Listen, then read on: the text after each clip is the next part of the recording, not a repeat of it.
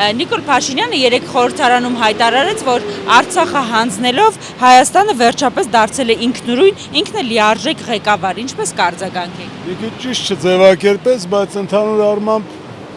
չգիտեմ, Արցախից թվում է վաղուց էր հանձնած, հələ Լևոն Տեր-Պետրոսյանի ժամանակից։ Չեմ ասի ճիշտ ձևակերպեց, բայց ճշտին մոտ է ասում ավելի։ Համենայն դեպս գիտեք ինչ կա։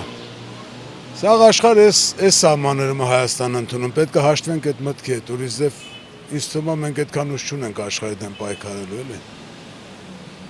Ցավալի է, բայց փաստ է։